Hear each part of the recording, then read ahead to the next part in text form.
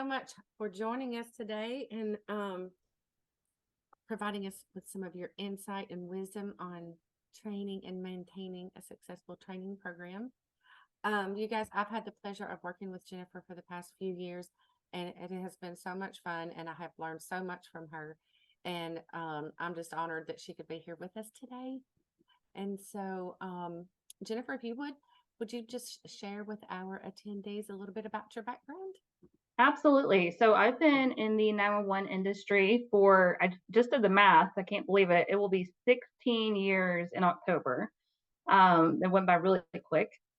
About 13 and a half of those years, I spent a local PSAP here in Middle Tennessee, and I served as a telecommunicator, uh, dispatching law, fire, and EMS. And we also did, the fun paperwork and CIC stuff. Then I was the training and quality assurance coordinator for that agency for 5 years. And then I served as the operations manager briefly before coming over to the state and serving as the training coordinator for the state 911 board. So. Awesome. Well, take it away. All right. Well, I am so excited to be here, especially among all these other rock star presenters that you guys have been listening to all day. And I thank you so much for hanging out till the end for this presentation. And I understand, and my feelings are not hurt, but I do understand that people don't get super pumped about talking about training documentation and quality assurance as much as I do. I get a little jazzed about it. And we'll talk about why that is here in a little bit. But it is such an important topic. And knowing not only what it is, but how all of these components in a training program work together, and knowing how to implement those as well. So again, thank you guys for being here. It impacts everybody in the center, whether you're a trainee, a new hire, a trainer, whether you're on the administrative side, and director, ops manager, HR. Training is just so important. So I hope you guys get some great takeaways from this session. So here's a list of objectives. And you've probably read the description before attending this too, but we're going to talk about the 4 pillars of training documentation and how they are used together to create and support a healthy training program. We're going to identify and address issues that may come up during training, because we know that sometimes that happens and they need to be worked out. And we want to prepare our trainers and how agencies are going about preparing and equipping their trainers to be successful, because the trainers are the training program. So we do need to be investing time and energy in that role to support them and what they're doing every single day to get these new hires where they need to be to function independently. And then understanding how quality assurance provides training, support, and accountability for the training program. So that's a lot to cover in 15 minutes. So just to kind of summarize, I want you all to know how all of these components work together to foster a healthy training program. And that's, again, through training documentation, preparing our trainers, and then utilizing quality assurance for that accountability. So that's the main takeaway. So we're going to talk and start out with these 4 pillars of training documentation. Some of this is going to be a review for you guys. I hope and sincerely hope that most of these you've seen before and utilize in your agency, as either you used it as a trainer or someone used it while they were training you. But I do want to talk about them. It's important to review it and understand that there is significant importance not only to each individual document, but how they work together and how they work in sync, and making sure that we're utilizing those properly within your agency training program. And if you're not currently using these in your training program, then I want to put that out there to encourage you, whether you're, again, on the administrative level and have the authority to implement some of these, or if you're a trainer as part of the training program, to bring that up to your supervisor or administrative level and talk about how we can kind of improve and work together and utilize all these components to improve our training program. So the first one is going to be the DOR. I have no doubt you guys have heard of a DOR or use a DOR within your training program. And the DOR, of course, is the daily observation report. Daily. That is the key word. So I'm going to talk a little bit about my experience when working through and going through and then being on the other side of a training program. So when I first started out in my career as a telecommunicator and was getting trained, my trainer used DORs. They completely used DORs, but it wasn't really a consistent everyday thing. And so as I got onto the administrative side, where I was the one responsible for tracking the DORs for the trainees, that's when I really understood, oh man, these are an important document. Not only are they important, but the fact that they get turned in every single day and completed every single day is important. So I can't stress the daily part enough. It's not what you're going to be reporting on the events of that day that your trainee did, the performance the trainee did on that day. And DORs might look a little different. If you have worked in different agencies and gotten trained in different agencies, you might notice that some of these DORs look a little different. Some have 27 categories that you're getting rated on. Some might have 29. Some of the rating scales may even be different. Some people use a rating scale of 1 to 7, some do 1 to 5, some do 1 through 4. I'm curious, if you don't mind and you have the opportunity, what do you guys use? And is it easy to understand the DORs you guys are utilizing within your department? First of all, do you use it? And secondly, do you understand it? So the categories and ratings are pretty self-explanatory for the most part when we look at that DOR. Again, the day's activities, that's what we want to do. And then the importance of the DOR getting turned in timely, not only for the tracking process to administration, but for the trainee to provide that immediate feedback to that trainee.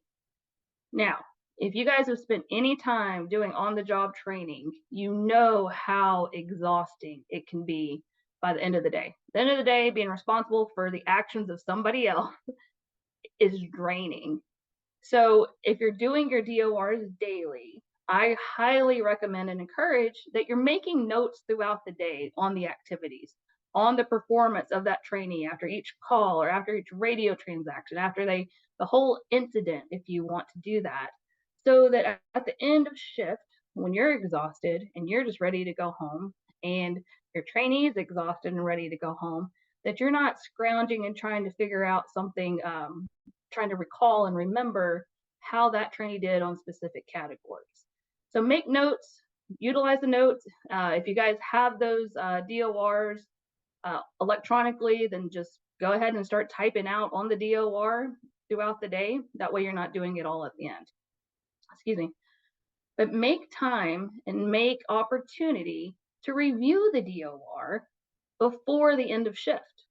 Because when you come back in the next day, you guys have probably both forgotten what happened the day before. If you're anything like me, definitely. And then especially being a trainee and being a little nervous, maybe a little bit every time you're coming in, you may just kind of tune out or forget a little bit about what happened the day before. So you want to make that time at the end of shift every day to be going and reviewing with that trainee how they did that day. And not only that, but a lot of DORs are going to have some free text in them, right? So you have your categories, your performance ratings. There should also be something where the training officer or CTO can write out freehand, free text, type out, I say write, type out some specific examples, some specific incidents of the types of calls that the trainee took. That's really important because a month or two down the road, you're not going to remember that specific day. So have those examples to reinforce those ratings. And also, if your DOR does not have this, I highly encourage and recommend maybe adding it, but it should have a area for greatest strength for that day, and greatest or need for improvement for that day. And I'm going to tell you why. Usually, the greatest strength is pretty easy for a trainer to come up with. I mean, even if they did awful, they messed up every call, they typed in everything wrong, maybe their greatest strength that day was they got to work on time and they plugged in and logged into their console in a timely manner. Maybe that's the greatest strength. And hey, you guys know when you're ready to get relieved from your shift, having somebody who's plugged in and ready to go on time, that's huge. So document that. You can always find some good for the day that the trainee has accomplished.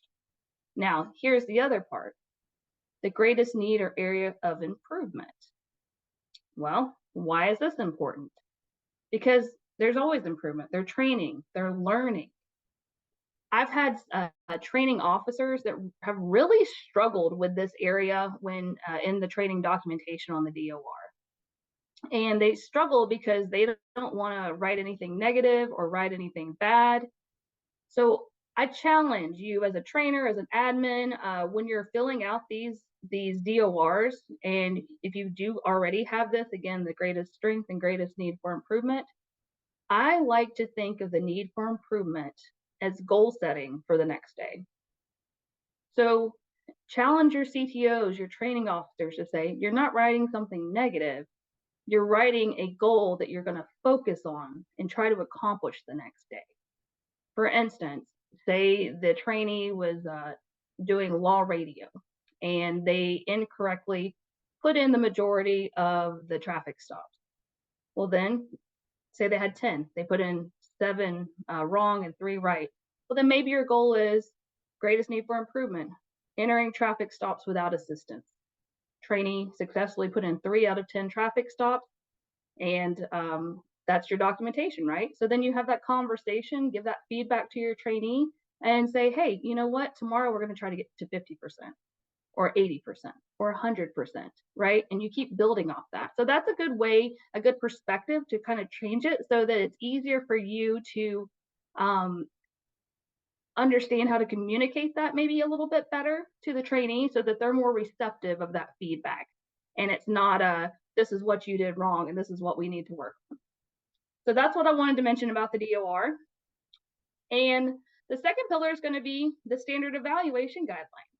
So if we're working with DORs, then we should always, always, always, always have corresponding SEGs that correlate with them, right? That correspond with those. So for every category on that DOR, you should have a category on the SEG for it.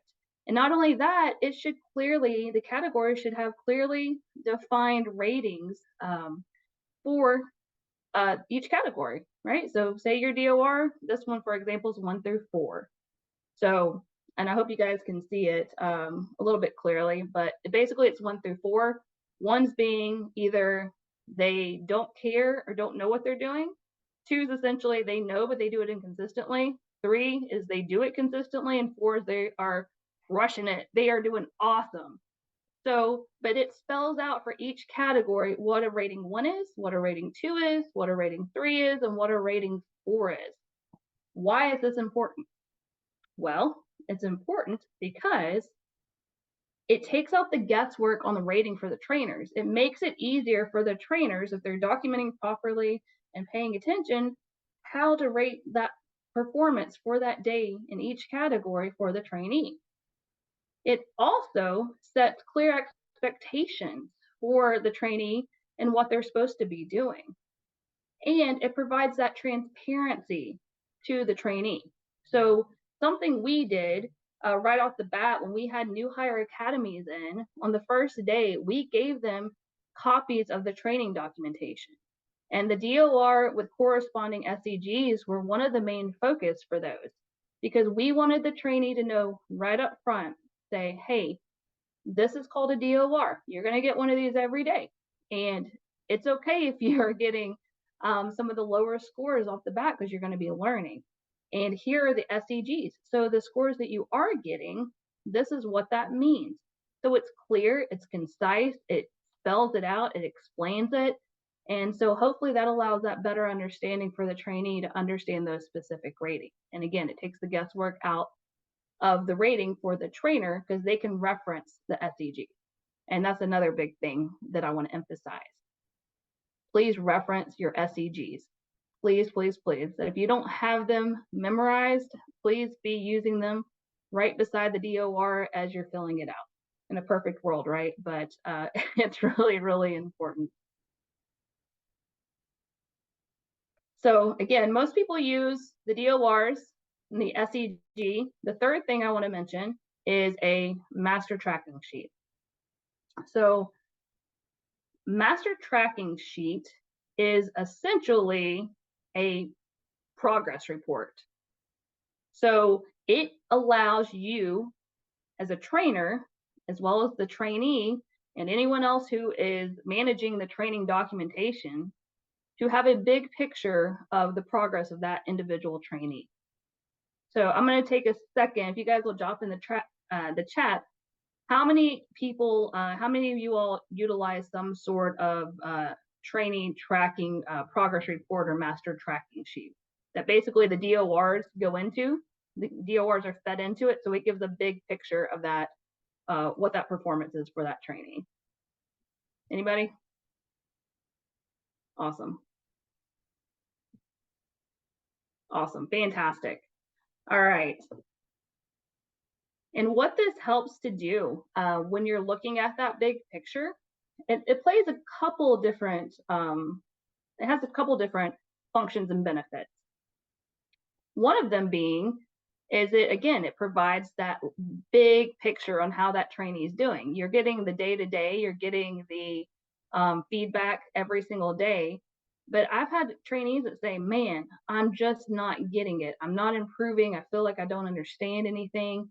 And then when you're able to kind of pull out that big overall progress and say, look how much you've improved through here. Like you're right on track to where you need to be. You're right where you need to be in this phase of training or this point in training. And it really just can be an encourager. It can be an encourager. It can also help on the other end, it can help identify those areas of training that do need a little more attention. So I'm going to show you an example, and don't laugh at my example, please. Oh, hold on, let me close the chat. There we go. So here is an example of a master tracking sheet. I say don't laugh because I'm well aware it is an Excel spreadsheet. And I am well aware that there are so many programs out there. Some of you guys had listed, I think Frontline was one of them, of programs that you may utilize for this very purpose, as far as training documentation and training tracking. The reason I am pulling this specific one up, well, two reasons. One is because even if you don't, I want people to know, even if you don't have the funding or the budget or some of the technology or the programs that can make our jobs a little bit easier, this is still doable. You can use an Excel spreadsheet. And I have a copy of this one if anybody needs it, but this is also what I utilize. I didn't have a fancy program that automatically tracked that for me and showed that to me. So I plugged in DORs when I was the training coordinator at a local PSAP in order to track that training progress. So as we're looking at this, I'll just kind of briefly go through it again, maybe a little small on your screen, but it has a spot for the date, the phase of trainings in orange, the CTO has the name listed, and then the training hours are listed in the fourth column there. And the training hours actually are calculated for each phase of training, and then the total in the top yellow right there in the fourth, the D column. And then you'll see it has 1 through 27, which are the DOR categories. So each day those are listed and listed. And again, this is just for example purposes. And what you can't see, but on the farther right side, there's actually a spot to document the greatest area of improvement and the greatest strength for that day as well. And it's just, again, a brief sentence just to summarize. So you're not having the whole complete DOR. But again, this is great for a big picture, something that just shows, hey, look how much you've improved. Or you'll look in column 18 here with all the yellows going down it. This is the area of training we need to focus on. Just a great, great, great tool. So those are what should be, that's where the DOR should be going. And being a trainee, again, a while back, this is kind of the component of the training program that I missed. This is, I knew I had DORs that were done on me most of the time. My trainee kind of reviewed them. I didn't really know about the SEGs. I'm sure I was told about them and just kind of forgot about them, but I never saw the big picture. And I think that would have been really beneficial for me because I kind of came in every day just not knowing what to expect. I was told that my training could last 3 to 6 months, and when the trainer thought I was good enough, then I get signed off. So having something like this to really show my progress and show where I was, how many training hours I had and still needed, that would have been really beneficial. So I think this document is really, really important. That's why it's kind of the third pillar of that training documentation. Oops. All right. So that fourth one we're going to talk about is going to be standard performance objectives. And all this is a checkoff sheet of what should be covered during your training. And it should be, even to make it a little simplified, broken down into phases of training. So here's another example. I know it's another Excel spreadsheet, but it works fine just the same. So when you're looking at this, you also want to utilize this for all your trainees. And in doing so, it helps with consistency within your training program, accountability in your training program, and it can help reduce liability. So I don't know if any of you, I'm sure you haven't, ever had someone in your center that maybe messed up something or did something incorrectly, and you kind of called them out on it or questioned them about it, and they said, "Well, nobody's ever showed that to me. I've never seen that before. Nobody's ever showed that to me." So, oh, okay, I'm pretty sure you got trained on that. Maybe, let's see. Well, this kind of helps with that, right? Because then you can go back and say, all right, look, on this date, it looks like your trainer right here showed it to you. You guys reviewed it. And not only that, they observed you on this date actually performing that task. It's okay if you don't remember, but let's just be honest here, right? So, and again, it helps to make sure that the trainers know what they're supposed to be training on. So it's another tool for the trainers as well. We're all a team, it's all a program, it's all here to intersect and work together so that we're making our training program successful and easier on the trainers and having transparency with the trainees, and we know what the expectations. Another great use for this document is training and downtime. So again, overseeing the local training program at my former PSAP, I had, not ideal all the time, but I had to put some trainees on night shift to train. And as you guys know, it's usually not quite as busy. Sometimes you get some of the best calls, no doubt, but it's not going to have quite the call volume as day shift does all the time. So I would come in sometimes in the evening to have some meetings, some biweekly meetings that I did where I pulled up the master tracking sheet, and just checked in with the trainers and trainees, and they'd be sitting there on their phones or reading a book or twiddling their thumbs. What's happening? Why are we not training? Right? There's so much training to be done. And I'm like, well, there's no calls. There's no radio traffic. Nobody's doing anything. So I would encourage uh, them to pull out this training standard performance objectives and go down the list and say, okay, have you guys covered this? Have you reviewed this? Have you talked about this?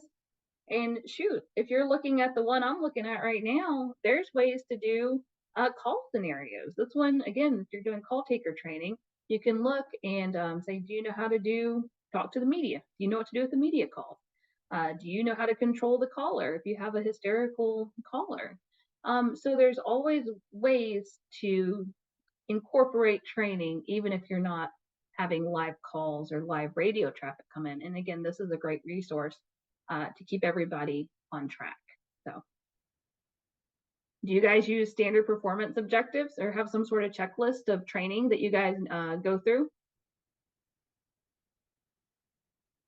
I'm looking, sorry. Yes, okay, fantastic, fantastic. I'm so glad to hear that. Because that's usually the one that a lot of people kind of forget about. And it really, really, again, helps. And you should have this form completed by the time the training is released. So that's it. For those 4 pillars, that's it. You've got your DOR with corresponding SEGs that are fed into the master tracking sheet with the standard performance objectives to make sure everybody is trained on the same thing. So that is what you have to support a healthy training program, or those 4 pillars. And so I mentioned a little bit ago when I talked about the master tracking sheet, I think if I didn't, I apologize, but that also helps to identify if there's areas where training needs to focus. And sometimes when we need to focus a little bit more on different categories or areas of training, sometimes we need that remedial training plan. So those documents, again, help to identify where maybe we're missing the mark a little bit, and maybe we need to focus our training. And occasionally before a trainee gets signed off on a particular phase, there might need to be some remedial training that takes place. And a lot of people shudder and get all nervous and scared when we talk about remedial training. And I say, don't worry about that. It's just where we can get really focused on a specific skill set that needs more attention. And that's it.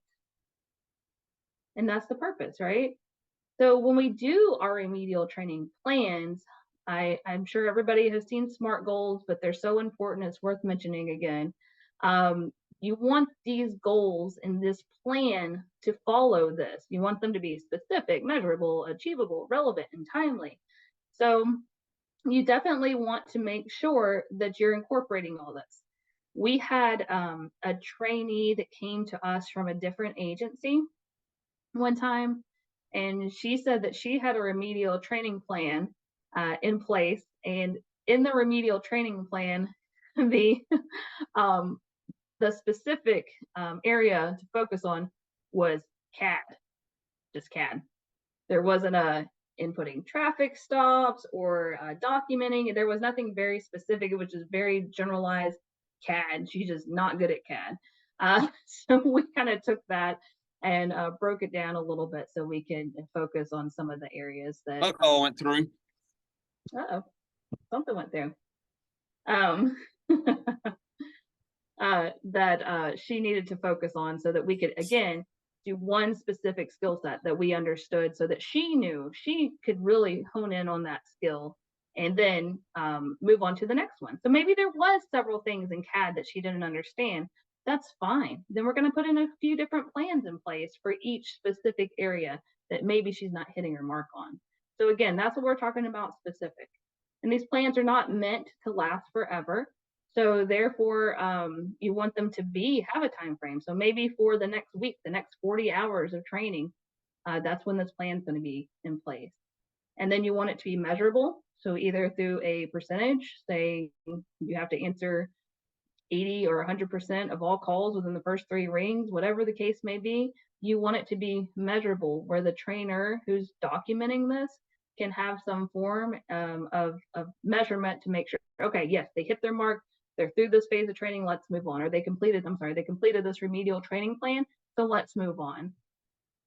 They're very, very important that we're following these SMART goals, and they're not done in a silo. Normally, when you're getting to this point, you're going to be taking that up to your supervisor, your training coordinator, some sort of somebody at a higher level. If you're a frontline, if you're a communications training officer, and you also want the trainee to kind of be involved in this too, right? Okay, let's talk about this. This is where we need to be. This is the SMART goal we have laid out. Do you feel this is obtainable? Do you feel this is relevant? Do you feel that you can accomplish this in this time frame? Fantastic. And everybody signs off, and then you enact it. And then hopefully they pass it and you move on. You might have to put another one in place. And maybe they're not successful in that, but And then maybe you have a different conversation after a while. I don't know. That's up to you and your department, but they're not meant to be scary. They're meant to be helpful. All right, next thing we're going to focus on within our training program are our training officers. Are you preparing your training officers to be successful? I hope so. I hope so. In a perfect world, we are. And I understand that. I understand we don't live in a perfect world. I understand we live in an industry right now that is struggling with staffing issues nationwide. I understand that. But what the little things that we can do to prepare and support our training officers, uh, let's talk about that. Let's talk about a few things about that. The first thing is the selection process. How are we selecting our trainers? Is it based off of years of experience? Is it, hey, the most veteran person sitting at that console, you've been here for 25, 30 years, so we're going to sit a new hire with you so you can train them and they can learn everything that you know. Maybe that is what you do.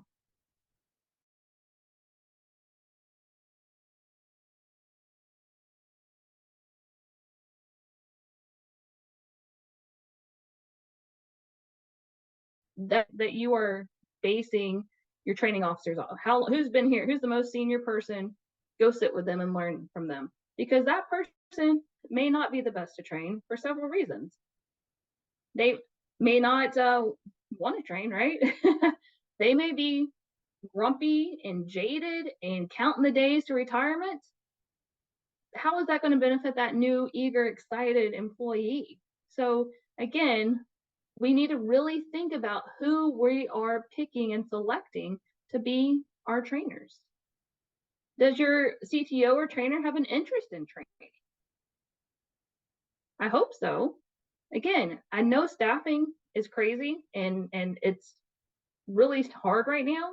It's hard to get people in the door, qualified applicants, and then it's hard to train them on the job because people need to be covering phones and radios. I understand that.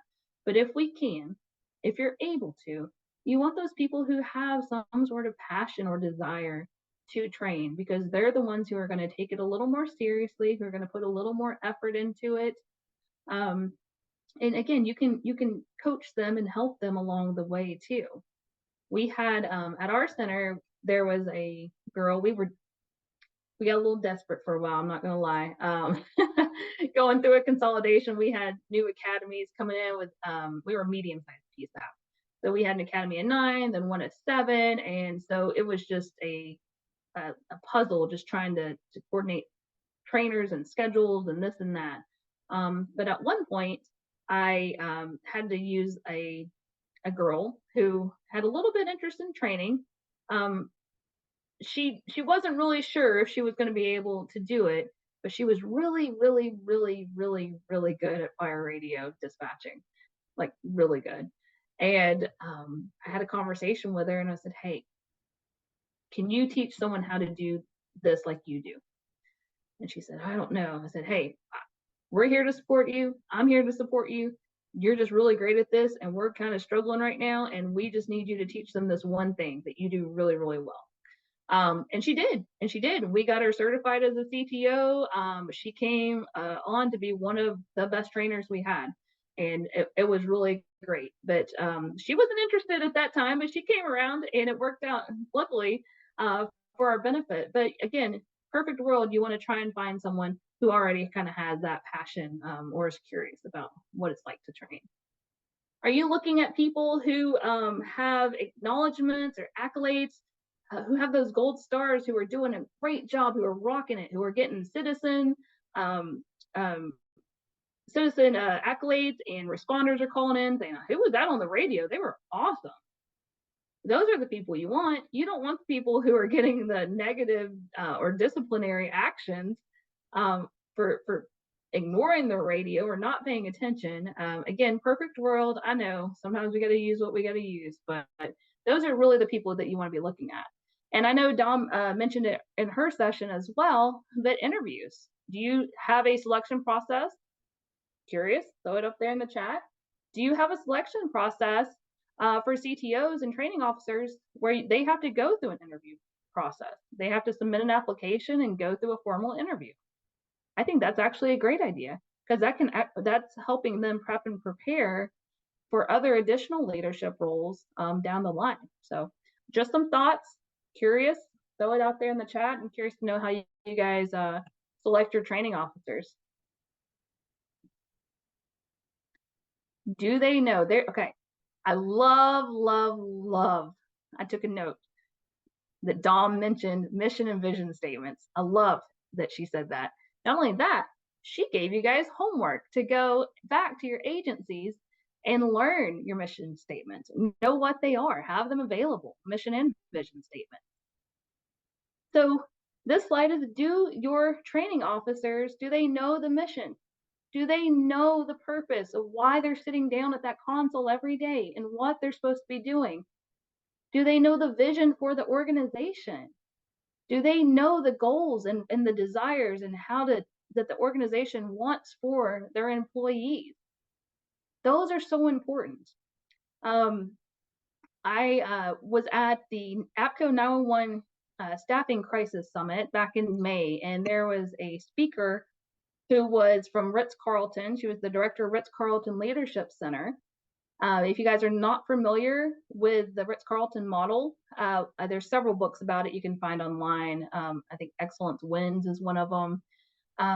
But they do a great job of, well, they made it sound like they do a great job of valuing their employees, encouraging their employees, and creating a culture of excellence.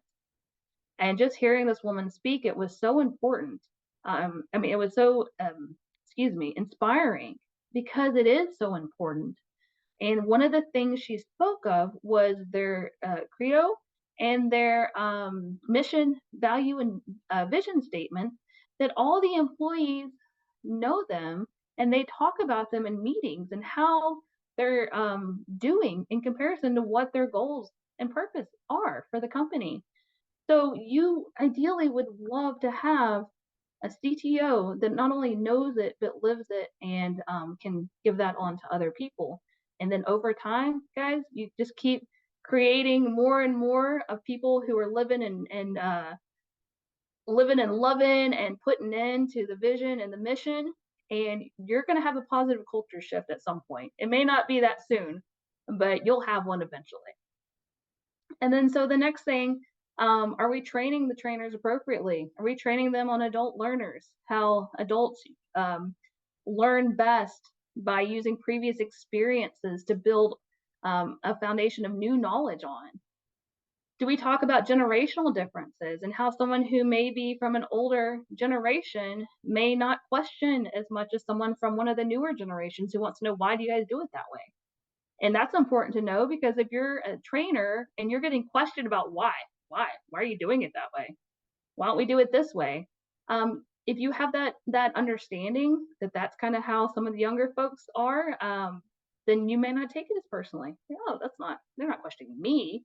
They're questioning just because they want to know why. And that's fine. And I'm prepared to handle that. As well as learning styles.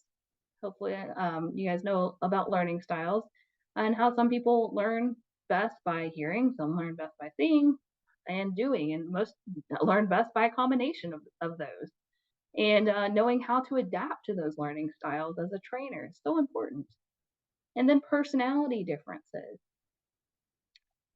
There's a lot of personalities in the communication center. I'm not sure if you guys are aware of that. And a lot of them are stronger personalities. So we have to know how to communicate effectively with those personalities. We have to know our own personality, how we best communicate. If you guys have heard of the DISC assessment, I'm sure you have. Tracy Eldridge does a wonderful presentation and session on the DISC assessment. I'm pretty sure it is on Virtual Academy. And so y'all go check it out. But I actually had a DISC assessment earlier this year, and I was shocked to know the results. I thought I was one way, ended up being another way. And then when I read the details about it, I was like, oh, that is me. I do that. I need to change a little bit this way in order to be a more effective communicator to my D folks or my I folks or my C folks. So again, and it doesn't have to be that in depth. There are personality tests you can do online or print out online, just to kind of get an idea of who falls into which category so that you can more effectively communicate. And that's what that boils down to. But that's important when you're sitting next to somebody for 10, 8, 12-hour shifts, knowing their personality. And then, are your trainers trained up on the training documentation? Do they know the importance of how all that works together that we just discussed earlier? Do they know how to write objectively? Do they know how to write facts versus, I think in a few days they'll get better at this? That's not objective. So that's really important to take the time to invest in that. And again, the timeliness in submitting those documents, and then how to train in downtime. We need to be preparing our trainers to be able to do these things. So most of the time, again, if you're taking and putting your trainers through a certification class, a CTO, Communications Training Officer course, it's going to cover all of these. So that's great if you have the funding, the time, the opportunity to do that, which hopefully you guys all are, because it really prepares and gets those people that good foundation of knowledge on how to be a good trainer. All right. So now we've talked about the training documentation pillars. We've talked about the trainers themselves. Now we're going to talk about quality assurance and how it supports our training program through accountability. This will not be how to how to create and maintain a quality assurance program. This is going to be talking about how quality assurance supports the training program. I just want to clarify that. However, if you are interested, actually, I'll get to that in a second. Excuse me. So, what quality assurance is? Quality assurance is objective. It is also timely. It is fair. It acknowledges positive performance and identifies areas of improvement. Sound like anything else?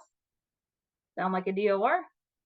And much like the DOR, quality assurance forms should also have standard guidelines that correspond with them so that you guys know when you're if you're a quality assurance evaluator or if you're getting your scores and you don't agree with it, you can have that to reference to kind of understand maybe that's where you got marked down or marked up on.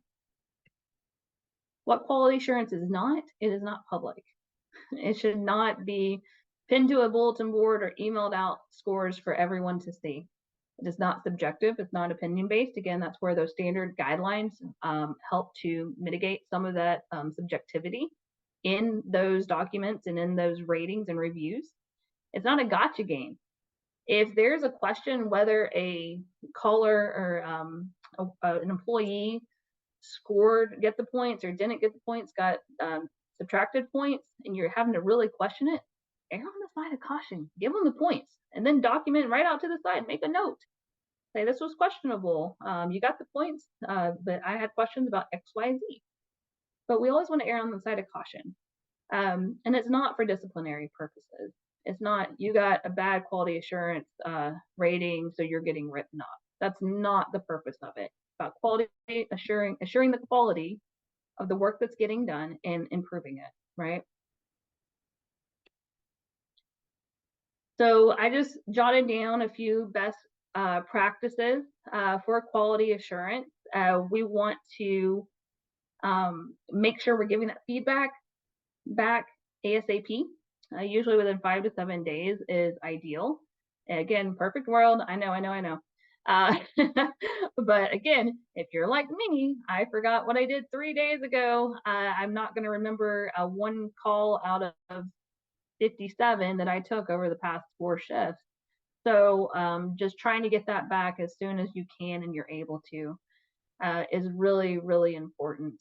You want to have a QA program in place and written directives in place for that.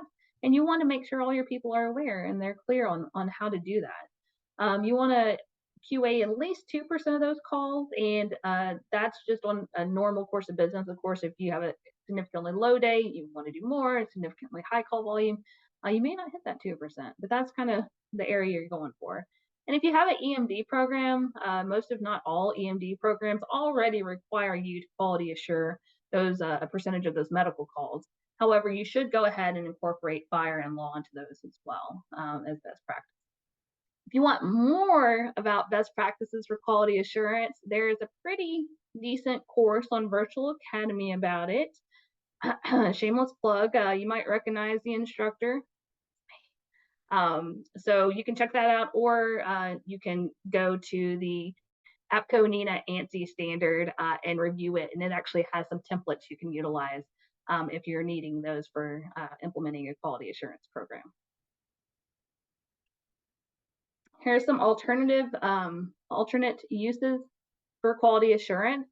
Complaint investigations, again, you're not pinning it to a complaint investigation, but you can use it as an objective way to see if the complaint is founded, unfounded, sustained, etc. Or you can use it, better yet, for employee recognition and making sure that the employee followed the policies and protocols and that they did a great job, or if they got so many positive quality assurance ratings that you're acknowledging their good work. So important. And then if you guys do performance-based raises, you might utilize quality assurance, again, going back to those accolades and employee recognitions to use for that. Other ways, again, identifying a revision of policies and procedures. So, and focus in on training. And that might be at an individual level, or it might be at an agency level. And if it's where you're noticing that agency-wide or multiple employees are missing the mark on some of those quality assurance categories and assessments, then maybe that's time that you look and say, oh, we need to focus our training here. We need to have an in-service on this, or our initial training. Maybe they weren't trained initially on those items, and maybe you reevaluate maybe your standard performance objectives to include another category. So that's how quality assurance really reinforces your training program, because Dom said you are having your initial training doesn't stop. And I think, I'm sorry I said Dom, but that's the theme, right? Throughout this whole conference, training doesn't stop. And quality assurance is a great tool and resource to use to help identify those areas that need to be improved or need to be focused training. Maybe we did it in the initial training and then we just haven't gotten out of practice and need to bring it back up to par. So it's a great resource to make sure that your training stays on track and supporting your training program, and that the initial training you provided is still occurring later on with your veteran employees. So I look like I'm about to hit my mark here. I put takeaways, but really I want just to think, you don't have to put anything in the chat. I really want you guys to think about the stuff we discussed so far today and things that your agencies are already doing it, which I know some of you guys have already put that in the chat, and I thank you so much. But also some things that maybe your agency might need to revamp or look at a little bit more in depth, and then take that back and please share with your agencies, and that would be great. So conclusion, it all works together. Make sure we're preparing our trainers to be successful, and we're using quality assurance to ensure our training program is meeting the expectations of the agency. And if it's not, then we need to reevaluate what we're doing and where we need to focus our training. So I am done. I think I got it right on time. Here's my contact information. Yay! 3:49. Yay! So here's my contact information, you guys.